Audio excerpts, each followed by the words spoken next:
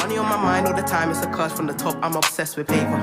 They be cutting trees, let me breathe, but if you ask me, I'd much rather nature. So we ain't got much left to live, so I get out the crib and go get my... Yo, what's up YouTube? It says 2 dead in Vestavia Hills church shooting. Sounds really crazy, so we gotta react to it. Officer George French from the Mountain Brook Police Department. At 6:22 on June 16th, the Vestavia Hills Police Department and the Vestavia Hills Fire Department were dispatched to a call of an active shooter at St. Stephen's Episcopal Church located at 3775 Crosshaven Drive. From what we've gathered from the circumstances of this evening, a lone suspect entered a small group church meeting and began shooting. 3 people were shot. 2 people are deceased. 1 person is being treated for an unknown injury at a local hospital. I would like to reiterate that the suspect is in custody. I would like to reiterate that there is no threat to the community at this time. My next briefing will be at 9:30 in the morning at the Vestavia Hills Police Department, located at 1032 Montgomery Highway, Vestavia Hills. If anybody needs to pass along any information concerning this investigation to the Vestavia Hills Police Department and our detectives, I need them to call area code 205-978-0140. The Vestavia Hills Police Department would like to express our prayers for the families of the victims of this tragic event and for everyone in our community and greater community that is affected by this tragedy. Again, I'd like to thank the everyone that has provided assistance to us, both federal and local, fire and police departments, including the Mountain Brook Police Department, Shelby County Sheriff's Office, Jefferson County Sheriff's Office, the Hoover Police Department, the FBI, the ATF, the United States Marshal Service, the Pelham Police Department, Rocky Ridge Fire Department, the Mountain Brook Fire Department, and the Hoover Fire Department. I will not be taking any additional questions at this time. This will be our last press briefing of the evening. No, we got a gun problem. I mean, clearly got a gun problem. Another gun problem. What's this? Shooting of a 9-year-old.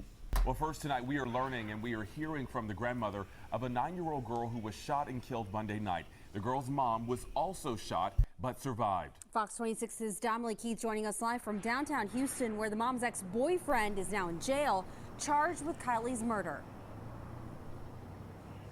Yeah, and Kylie's grandmother speaking out for the first time, even as more details about that tragic night are now being released. It's just a hurtful process at this time, and we're devastated. In fact, Tracy Sorrell says her heart is broken after her daughter Brittany was shot in the shoulder and survived, and her granddaughter Kylie was shot in the head and killed. It's a nightmare. Not sleeping, not eating. The beautiful 9-year-old, as you can see here, loved basketball and goofing off. Brittany was watching a movie with her 3 children Monday night just before 10, and according to court records, her apartment door was unlocked for her cousin who lives with her. That's when she says her ex-boyfriend, Jeremiah Jones, came in, demanded his television, ripped it from the wall, and placed it near the front door. Court documents say Brittany handed over her cell phone after he ordered her to, and, quote, he immediately walked back to the bedroom where Kylie was. Brittany heard 2 gunshots, saw Jones exit the bedroom. He shot her, then left the apartment. Before Jones was captured by HPD SWAT officers Tuesday evening, he told me he didn't do it. Because I was at a gas station on camera minutes before they say, within probably like 15 to 20 minutes before they even said that this happened. Brittany's mom says her daughter is 100% sure it was him. She was looking at him, you know, I mean, they were talking, and he got upset and, you know, couldn't take no for an answer. Jones, who was out on bond for several felony charges, dated Sorrells for 8 months, and they broke up 2 months ago. Her mom says Brittany secured a restraining order because she says Jones was constantly threatening her daughter, and according to court records, Jones went to Brittany's apartment just last week with a gun and threatened to kill her. This grieving grandmother says she plans to fight for a law to be put into place in her granddaughter's honor that would make the punishment for repeated threats carry the same weight as if they actually carried it out. She reported the threats. You're saying if there was a law in place that would crack down on even threats, her daughter would have been saved. Your granddaughter would have been saved. Exactly. Now, Jeremiah Jones is being held in jail without bond. When he appears in court on Tuesday, prosecutors are expected to ask a judge to keep it that way. Coming up in the 6 o'clock hour, we'll hear from a community activist who also spoke with Jeremiah Jones and who went to check out what he says will prove his innocence. Reporting live in downtown Houston, I'm Damalie Keith, Fox 26 News.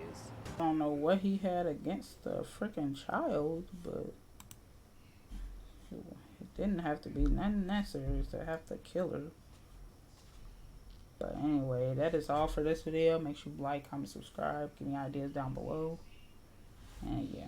Cake up, free throw like a Laker. Ball in my court and round Earth's equator. Let me take my time on the beat in life, let me take my time. They don't wanna see my drive, no.